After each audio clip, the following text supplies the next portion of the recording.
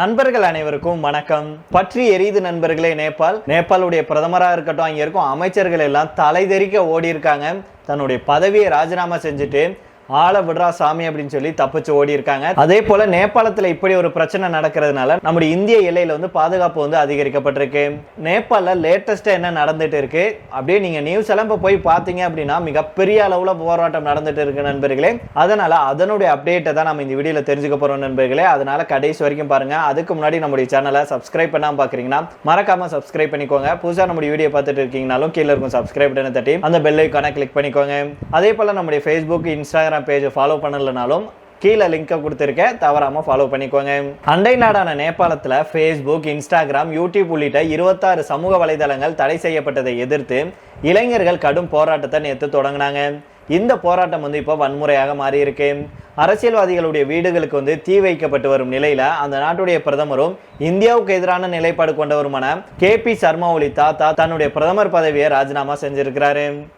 நம் நாட்டுடைய அண்டை நாடாக நேபாள் இருக்கு. இங்கே பிரதமராக இருந்தவர் KP சர்மா ஒலி.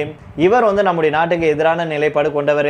இந்த நிலையில தான் சமீபத்தில் நேபாளத்தில் சமூக வலைதளங்களுக்கு கடும் கட்டுப்பாடுகள் விதிக்கப்பட்டுச்சு. அரசுக்கு எதிரான அவதூறு கருத்துக்களை தடுக்கும் வகையில இந்த நடவடிக்கைகள் எடுக்கப்பட்டுச்சு. மேலும் அந்த கட்டுப்பாடுகளை பின்பற்றாத சமூக வலைதளங்கள் தடை செய்யப்பட்டுச்சு. அந்த வகையில தான் 4 நாட்களுக்கு முன்னாடி மொத்தம் 26 சமூக வலைதளங்களுக்கு பிரதமர் KP சர்மா ஒலி அவர்கள் தடை விதிச்சாரு.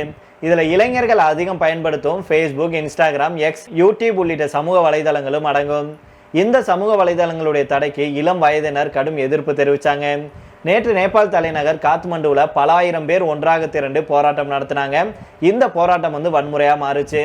கண்ணீர் புகை குண்டு வீசப்பட்டுச்சு, துப்பாக்கி சூடு நடத்தப்பட்டுச்சு. இதுல 20 பேர் உயிரிழந்தாங்க. 300க்கும் மேற்பட்டோர் காயமடைஞ்சாங்க. இந்த போராட்டம் இன்னைக்கு 2வது நாளாகவும் தொடர்ந்துட்டு வருது.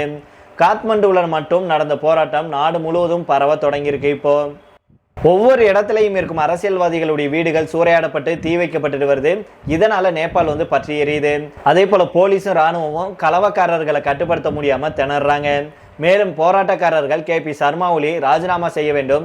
அவருடைய அரசியல் அனைத்து துறைகளையும் ஊழல் இருக்கு. அவர் ராஜினாமா செஞ்சாதான் போராட்டம் நிறுத்தப்படும் அப்படின்னு அறிவிச்சாங்க. இந்த நிலையில தான் இளைஞர்களுடைய போராட்டத்துக்கு பிரதமர் KP சர்மா ஒலி பணிஞ்சிருக்கிறாரு. அவர் தன்னுடைய பிரதமர் பதவியை ராஜினாமா செய்வதாக அறிவிச்சிருக்கிறாரு. மேலும் தற்போதைய போராட்டம் வன்முறை தொடர்ந்து வீரியமாயிட்டு வருது. காத்மண்டுவில் தொடங்கிய இந்த போராட்டம் தற்போது நாடு முழுவதும் பரவ தொடங்கியிருக்கு. இதனால KP சர்மா ஒலி அவர்கள் நேபாளத்தை விட்டுவிட்டு துபாய்க்கு தப்பி செல்ல திட்டமிட்டுள்ளதாக தகவல்கள் வெளியாயிருக்கு. தற்போது பிரதமர் பதவியை ராஜினாமா செஞ்சு தப்பி ஓடி இருக்கார் இல்லையா KP சர்மா ஒலி. இவர் இந்தியாவுக்கு எதிரானவர் அப்படிங்கிறது நம்ம எல்லாத்துக்குமே தெரியும். இவர் இந்தியாவுக்கு எதிராக செயல்பட்டு சீனா கூட நெருக்கம் காட்டிட்டு வந்தாரு. நம்முடைய நாட்டுக்கும் நேபாளத்துக்கும் இடையே எல்லை பிரச்சனை இருக்கு. இதை காரணம் காட்டி நம் நாட்டுக்கு சொந்தமான சில பகுதிகளை அவர் உரிமை கொண்டாடிட்டு வந்தாரு.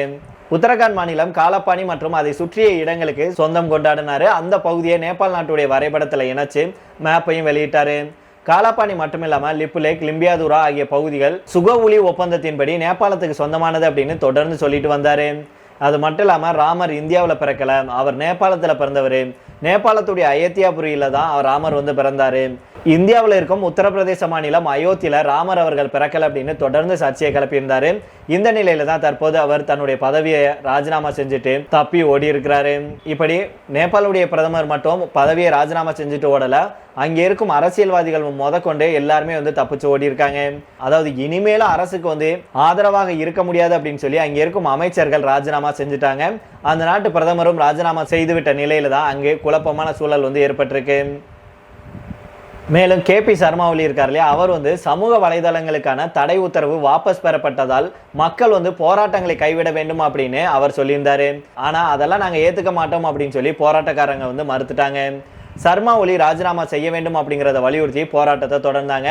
மேலும் போராட்டக்காரர்களுடைய கோரிக்கையை அரசு புறக்கணிப்பதாக சொல்லி ஏற்கனவே பல அமைச்சர்கள் ராஜினாமா செஞ்சாங்க. பிரதமர் உள்பட மொத்தம் 25 அமைச்சர்கள் நேபாள அமைச்சரவையில் இருந்த நிலையில அவர்கள பலரும் ராஜினாமா செஞ்சிருக்காங்க. முதலில் வன்முறை மோதல்களை தொடர்ந்து கூட்டணி அரசில் நேபாளுடைய காங்கிரஸ் கட்சியின் ரமேஷ் ராஜினாமா செஞ்சாரு. உள்துறை அமைச்சராக இருந்த ரமேஷ் வன்முறைக்கு தார்மீக பொறுப்பேற்று ராஜினாமா செஞ்சாரு. அதை தொடர்ந்து விவசாய அமைச்சரும் பதவியிலிருந்து விலகினாரு. இப்பேற்பட்ட சூழ்நிலைகள்ல அரசுல நீடிக்கிறது சாத்தியமில்லை அப்படின்னு சொல்லி சுகாதார அமைச்சர் பிரதீப் பவுடலும் கூறி ராஜினாமா செஞ்சிருக்கிறாரு. அதே போல இளைஞர் மற்றும் விளையாட்டுத்துறை அமைச்சரும் ராஜினாமா செஞ்சிருக்கிறாரு. இளைஞர்களுடைய குறைகள் குறித்து அரசுக்கு தெரிந்திருந்தும் அதை புறக்கணித்ததாக சௌத்ரி அவர்கள் ஒரு பேட்டியில தெரிவிச்சிருந்தாரு. அதே போல சட்டமன்ற உறுப்பினர் அசீம் சாவும் தன்னுடைய பதவியை ராஜினாமா செஞ்சிருக்கிறாரு. காங்கிரஸ் உடைய தலைவர் சேகர் அவர்களும் தன்னுடைய நெருங்கிய அமைச்சர்களை ராஜினாமா செய்யுமாறு அறிவுறுத்தி இருக்கிறாரு. இப்படி ஆளும் தரப்பினர் பலருமே அரசுக்கு எதிராக திரும்பி ராஜினாமா செஞ்சிருக்காங்க. இதன் காரணமாகவே வேற வழி இல்லாம சர்மா ஒலி தன்னுடைய பதவியை ராஜினாமா செஞ்சார் அப்படின்னும், ஆனாலும் இனிமே அங்கே அமைதி திரும்பல, போராட்டம் தொடர்ந்துட்டு வருது அப்படின்னு சொல்லப்படுது. சமீபத்தில் நமக்கு கிடைச்ச தகவல் என்ன அப்படின்னா, இந்த போராட்டத்துடைய பின்னணியில சூடாங் குருங் அப்படிங்கிறவர் இருக்கிறார் அப்படின்னு சொல்லப்படுது. மேலும் ஆட்சியை கவிழ்த்த 2K கிட்ஸ் அப்படின்னு சொல்லியிருக்காங்க. இதன் பின்னணி பற்றிய பரபரப்பான தகவல் நமக்கு கிடைச்சிருக்கு. அதை பத்தி பார்த்துடலாம். நேற்றைக்கு இன்னைக்கு அப்படின்னு 2 நாள் போராட்டத்தின் பலனாக நேபாளத்தில் ஆட்சி கவிழ்ந்திருக்கு. இந்த ஆட்சி கவிழ்ப்புக்கு ஜென் இசட் தலைமுறையை சேர்ந்த இளைஞர்கள் தான், அதாவது 1997 முதல் 2012 வரைக்கும் பிறந்தவர்கள் தான் ஜென் இசட் தலைமுறை அப்படின்னு சொல்லப்படுறாங்க. அவங்க தான் தற்போது இந்த போராட்டத்தை நடத்தி வெற்றி கண்டிருக்காங்க. இன்னும் புரியும்படி நம்ம சொல்லணும் அப்படின்னா 2K கிட்ஸ்கள் அப்படின்னு சொல்லலாம். பொதுவாக 2K கிட்ஸ் அப்படிங்கிறதுக்கு சில விளக்கங்கள் இருக்கு. 1995 முதல் 2002ஆம் ஆண்டுக்கு இடைப்பட்ட காலத்தில் பிறந்தவர்கள் அப்படின்னு ஒரு தரப்பினரும், இன்னொரு தரப்பினர் 2000 ஆண்டுக்கு பிறகு பிறந்தவர்கள் தான் 2K கிட்ஸ் அப்படின்னு சொல்றாங்க. அதன்படி பார்த்தா 2 நாள் போராட்டம் நடத்திய இந்த 2K கிட்ஸ்கள் தான் தற்போது நேபாளுடைய பிரதமர் சர்மா ஒலியுடைய ஆட்சியை கவிழ்த்திருக்காங்க. நேற்றைய தினம் போராட்டத்தை இந்த இளைஞர்கள் முன்னெடுத்ததுக்கு அப்புறம் மற்ற வயது கொண்டவர்களும் கைகோர்த்த நிலையில தான் தற்போது ஆட்சி கவிழ்க்கப்பட்டிருக்கு. மேலும் இளைஞர்களை அரசுக்கு எதிராக போராட்டத்துக்கு தூண்டி ஒருங்கிணைப்பு செய்த ஒருவரும் இருக்கிறாரு. ஆனா அவர் 2K கிட்ஸ் இல்ல, மாறாக அவர்கள் இளைஞர்கள் மத்தியில பிரபலமானவர். அவர் பெயர் தான் சூடாங் குருங் அப்படிங்கிறவர். இவருக்கு வயசு 36. இவர் முதல்ல நிகழ்ச்சி ஏற்பாட்டாளராக வலம் வந்தாரு. சூடாங் குருங் கடந்த 2015ஆம் ஆண்டு ஏற்பட்ட நிலநடுக்கத்துல தன்னுடைய மகனை பறிகொடுத்தாரு. அதுக்கப்புறமா அவர் பேரிடர் பாதித்த மக்களுக்கு உதவுறது, இளைஞர்களை ஒன்றாக இணைச்சு சமூக செயல்பாட்டுக்கான குழுவை உருவாக்குவது உள்ளிட்ட பணிகள்ல கவனம் பெற்று செலுத்தினாரு. தற்போது ஹமி நேபாள் அப்படிங்கிற தன்னார்வ தொண்டு அமைப்பின் தலைவராக இருக்கிறாரு. மக்களுக்கு உதவி செய்யும் பணியை இந்த அமைப்பு மேற்கொண்டுட்டு வருது. இந்த அமைப்புல அதிகமான இளைஞர்கள் செயல்பட்டு வர்றாங்க. இவர் தான் இந்த போராட்டத்துக்கு திட்டம் வகுத்து கொடுத்திருக்கிறாரு. கையில புத்தகம், ஸ்கூல் யூனிஃபார்ம் அணிந்து காத்மண்டுல பல ஆயிரம் இளைஞர்களை இவர் தான் ஒருங்கிணைஞ்சிருக்கிறாரு. அதுக்கப்புறம் அமைதி பேரணி அப்படிங்கிற பெயர்ல போராட்டத்தை முன்னெடுக்க திட்டம் போட்டு கொடுத்திருக்கிறாரு. அதன்படிதான் 1997 முதல் 2012ஆம் ஆண்டுக்கு இடையிலான காலகட்டத்தில் பிறந்த ஜென் இசட் தலைமுறையை சேர்ந்த இளைஞர்கள் நேபாளத்துல பிரதமர் சர்மா ஒலி ஆட்சியை கவிழ்த்திருக்காங்க. இது மட்டும் இல்லாம நேபாளுடைய நிதியமைச்சர் இருக்காருல, இவரை போராட்டக்காரர்கள் தெருவுல ஓட ஓட விரட்டி தாக்கிய காட்சிகள் வெளியாகி அதிர்ச்சியை ஏற்படுத்தி இருக்கு. நேபாளுடைய நிதியமைச்சரான விஷ்ணு பிரசாத் பவுடேலை போராட்டக்காரர்கள் காத்மண்டுல விரட்டுவதும் அதுல ஒரு போராட்டக்காரர் எட்டி உதைக்கும் காட்சிகளும் இடம்பெற்றிருக்கு. இதனால தடுமாறி விழும் அமைச்சர் உடனடியாக எழுந்து அங்கிருந்து ஓட்டம் பிடிக்கிறாரு. அப்போதும் விடாமல் போராட்டக்காரர்கள் அவரை துரத்தும் காட்சிகள் வெளியாயிருக்கு. ஊரடங்கு உத்தரவை ஏற்க மறுத்து காத்மண்டுல போராட்டக்காரர்கள் தீவிர போராட்டத்தை முன்னெடுத்து வர்றதுனால நேபாளம் முழுவதும் உச்சக்கட்ட பதற்றம் நிலவுது. நேபாளுடைய எல்லையை ஒட்டிய பகுதிகளில் இந்தியாவும் பாதுகாப்பை பலப்படுத்தி இருக்காங்க. அதாவது நேபாளுடைய அரசுக்கு எதிரான போராட்டங்கள் மற்றும் சமூக ஊடக தடை காரணமாக இந்திய நேபாள எல்லையில பதற்றம் நிலவுது. 1751 கிலோமீட்டர் தொலைவு உள்ள எல்லையில எல்லை பாதுகாப்பு படை பாதுகாப்பை பலப்படுத்தி இருக்காங்க. கூடுதல் படைகள் குவிக்கப்பட்டு ரோந்து பணிகள் தீவிரப்படுத்தப்பட்டிருக்கு. நேபாளுடைய பிரதமர் KP சர்மா ஒலி பதவி விலகியதை அடுத்து அங்கு வன்முறை வெடிச்சிச்சு. இது தொடர்பாக பாலராம்பூர் மாவட்ட காவல் கண்காணிப்பாளர் விகாஸ்குமார் அவர் என்ன சொல்றாருன்னா, எல்லையில் இருக்கும் 22 சோதனை சாவடிகள்ல கூடுதல் படைகள் நிறுத்தப்பட்டிருக்கு. 5 எல்லை பகுதிகளில் இருக்கும் காவல் நிலையங்கள் ட்ரோன் கேமராக்கள் மூலம் கண்காணிக்கப்பட்டு வருது. உளவு அமைப்புகள் தீவிர கண்காணிப்புல ஈடுபட்டிருக்காங்க. பலராம்பூர்ல இருக்கும் 85 கிலோமீட்டர் எல்லை பகுதியில பாதுகாப்பு படையினர் உசார் நிலையில இருக்காங்க.